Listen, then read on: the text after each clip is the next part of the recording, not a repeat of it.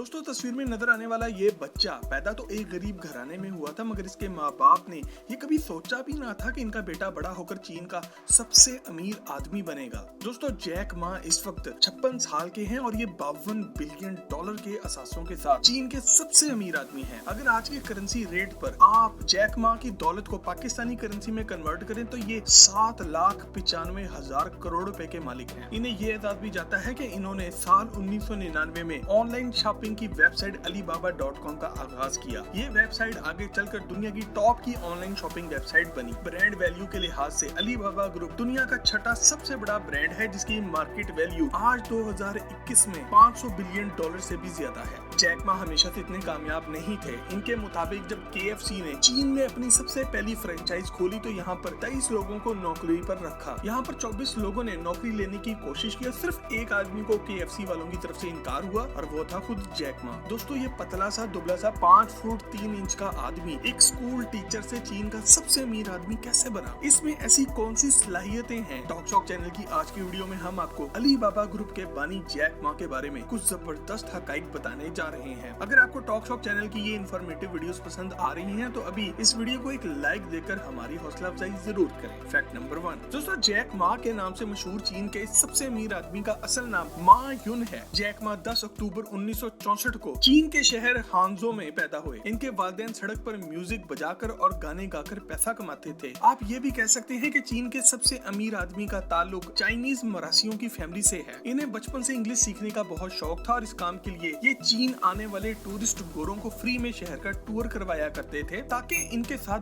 बात करके ये अपनी इंग्लिश को बेहतर कर सके। इस काम के लिए जैक मा रोज 27 किलोमीटर साइकिल चलाकर अपने काम पर पहुंचते थे। इस दौर में मोबाइल फोन या इंटरनेट तो नहीं था और इनकी बहुत से गैर मुल्कियों से दोस्ती भी हो गई जो इन्हें रेगुलर खत लिखा करते थे। इन लोगों को बातचीत में इनका असल नाम लेना बहुत मुश्किल लगा तो इन्हीं लोगों ने इन्हें जैक का नाम दे दिया और इस तरह चीन का ये लौंडा मा युन से आगे चलकर जैक मा युन और फिर चीन का सबसे अमीर आदमी जैक मा बना। फैक्ट नंबर 2, दोस्तों हाई स्कूल से ग्रेजुएट होने के बाद जैक मा ने हांगझो टीचर्स कॉलेज में एडमिशन के लिए अप्लाई किया, मगर यहाँ 2 बार दाखिली इम्तिहान में ये फेल हुए। आखिरकार तीसरी कोशिश में इन्हें इस कॉलेज में दाखिला मिल गया और 1988 में यहाँ से इन्होंने अंग्रेजी में डिग्री लेकर एक टीचर के तौर पर काम करना शुरू किया। इसके बाद जैक मा ने अमेरिका की टॉप की यूनिवर्सिटी हार्वर्ड में दाखिला लेने की कोशिश की और नाकाम रहे। इन्होंने हार्वर्ड यूनिवर्सिटी में दाखिले के लिए 10 बार कोशिश की और इन्हें 10 बार इनकार हुआ। KFC में नौकरी के लिए 24 लोगों ने इंटरव्यू दिया था और 23 लोगों को सिलेक्ट किया गया। एक आदमी जिसे इनकार हुआ वो था जैक मा। हर तरफ से इनकार हो गया तो जैक मा ने चीन की पुलिस में भर्ती होने की कोशिश की, मगर उन्होंने ये कहकर इनकार कर दिया कि तुम इस नौकरी के लिए ठीक नहीं हो। दरअसल इनके कहने का मतलब ये था कि काका घर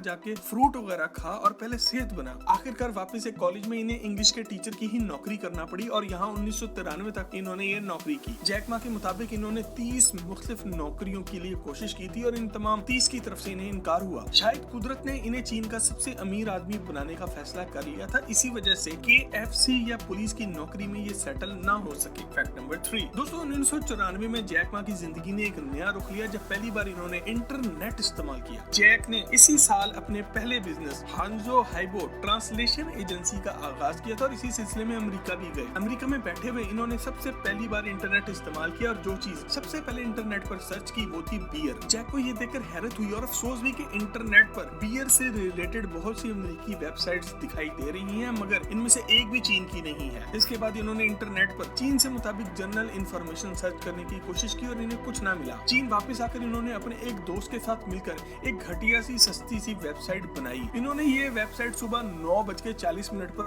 ऑनलाइन की और दोपहर 12:30 तक इन्हें कुछ चाइनीज इन्वेस्टर्स की ईमेल्स भी आ गई थी कि हम आपके प्रोजेक्ट में पैसा इन्वेस्ट करना चाहते हैं। ये वो वक्त था जब पहली बार नौजवान जैक मा को ये क्लियर हो गया था कि इंटरनेट बहुत ही कमाल की चीज है और इसे इस्तेमाल करके ये अपने सारे सपने पूरे कर सकता है। फैक्ट नंबर 4, अप्रैल 1995 में जैक मा ने अपने एक दोस्त जो कि कंप्यूटर का टीचर था इसके साथ मिलकर अपनी दूसरी कंपनी की बुनियाद रखी। इनका प्रोग्राम एक ऐसी वेबसाइट बनाना था जहां चीन के सारे बिजनेसेस रजिस्टर्ड हों। आपको किसी भी किस्म के बिजनेस का पता ढूंढना हो तो आप इस वेबसाइट से आकर निकाल लें। इस काम के लिए उन्होंने 10 मई 1995 को वेबसाइट ChinaPages.com रजिस्टर्ड की। पहले 3 सालों में इस वेबसाइट ने $8 लाख यानी कि पाकिस्तानी 12 करोड़ रुपए से भी ज्यादा का बिजनेस किया। दोस्तों अगर आपको लगता है कि आप तरक्की करने में बहुत लेट हो गए हैं तो याद रखें कि जैक मा को अपना पहला कंप्यूटर 33 साल की उम्र में जाकर मिला था। फैक्ट नंबर 5 दोस्तों 1999 में जैक मा के सामने सब कुछ क्लियर हो गया था कि इन्होंने इंटरनेट को कैसे इस्तेमाल करके क्या कुछ करना है। इन्होंने अपने फ्लैट पर अपने 17 दोस्तों को बुलाया और इन्हें अपना विजन बताया। जैक मा ने इन्हें बताया कि मैं अली बाबा के नाम से एक कंपनी बनाने जा रहा हूँ और मैं चाहता हूँ कि तुम सब इसका हिस्सा बनो। 1999 में शुरू होने वाला ये बिजनेस पहले 3 साल नाकाम रहा और जैक मा के बहुत से दोस्त और इन्वेस्टर्स इस बिजनेस को छोड़कर भागने लगे। मगर जैसे जैसे वक्त गुजरता गया इनकी ये वेबसाइट चीन में मशहूर होने लगी और दुनिया अपनी चीजें खरीदने और बेचने के लिए इनकी वेबसाइट इस्तेमाल करने लगी। आगे चलकर अमेरिका के गोल्डमैन साचेस इन्वेस्टमेंट ग्रुप ने अली बाबा में $5 मिलियन और सॉफ्ट बैंक ने $20 मिलियन की इन्वेस्टमेंट कर दी। दोस्तों ये वक्त था जब अमेरिका की ऑनलाइन शॉपिंग वेबसाइट ईबे दुनिया की नंबर 1 शॉपिंग वेबसाइट बन चुकी थी। नई सदी के आगाज के साथ ही ईबे को अली बाबा से खतरा महसूस होने लगा। अमेरिकी जाइंट ईबे ने अली बाबा को खरीदने के लिए $1.5 बिलियन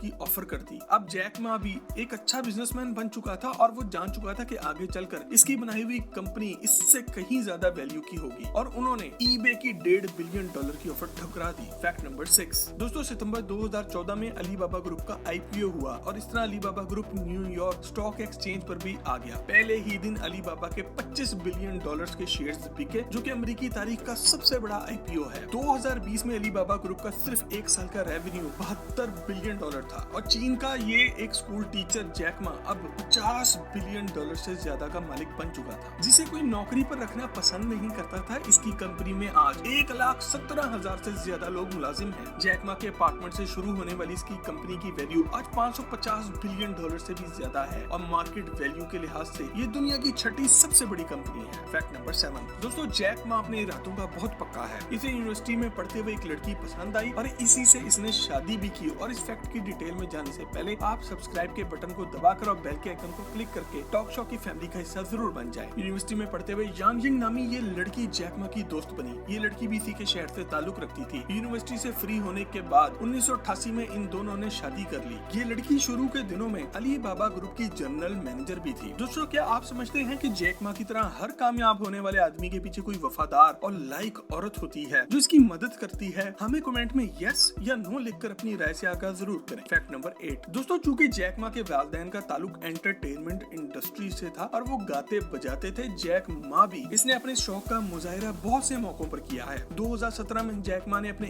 एक्टिंग कैरियर का आगाज किया। फिल्म का नाम था गोंग चो दाओ और ये एक कंग फू की शॉर्ट मूवी थी। इसके अलावा जैक मा एक सिंगिंग फेस्टिवल में हिस्सा लेकर गुलकारी के टैलेंट का मुजाहिरा भी कर चुके हैं। अली बाबा ग्रुप की 18वीं सालगिरह पर जैक मा ऐसे रूप में सामने आए कि दिखने वाले हक्का पक्का रह गए। फैक्ट नंबर 9 दोस्तों जैक मा दुनिया की टॉप की शॉपिंग वेबसाइट का मालिक है। मगर आपको ये जानकर हैरत होगी कि जैक ने आज तक खुद से कंप्यूटर कोडिंग की एक लाइन भी नहीं लिखी और ना ही खुद से कोई सेल की है। इनका मानना है कि जिस काम के लिए आप दुनिया को नौकरी पर रख सकते हो वो खुद करने की जरूरत नहीं है। जैक मा की अपनी बीवी के मुताबिक वो यूनिवर्सिटी के दिनों में समझती थी कि ये एक कमजोर सा बदसूरत दिखने वाला इंसान है, लेकिन जब इससे बात की तो अंदाजा हुआ कि ये सारी दुनिया से बहुत अलग है और इसी तरह मैं इससे इम्प्रेस हो गई। फैक्ट नंबर 10 जैक मा का मानना है कि 30 साल की उम्र से पहले आपको हर तरह का तजुर्बा करना चाहिए, बेशक आप इसमें फेल ही क्यों ना हो। 30 से 40 साल की उम्र में आपको ये क्लियर हो जाना चाहिए कि आपने जिंदगी में करना क्या है और इस काम में सरतोड़ मेहनत करें। 40 से 50 साल की उम्र में आपको अपनी फील्ड में टॉपर होना चाहिए। 60 साल की उम्र में आपका ऑफिस में कोई काम नहीं है और आपको किसी बीच पर बैठकर आराम से चिल करना चाहिए और अपनी लाइफ को एंजॉय करना चाहिए। दोस्तों जैक मा इस बात की बेहतरीन मिसाल है कि आपकी शक्लो सूरत और जिसामत कैसी ही क्यों ना हो, इससे कोई फर्क नहीं पड़ता। अगर आपके इरादे पक्के हैं और आप अपने सपनों को जाग कर पूरा करना चाहते हैं ना कर सो के, तो इस दुनिया की कोई भी ताकत आपको कामयाब होने से नहीं रोक सकती। दोस्तों जैक मा के बारे में ये वीडियो आपको पसंद आए तो इसे लाइक करके अपने दोस्त अहबाब के साथ फेसबुक और व्हाट्सएप पे शेयर जरूर करें।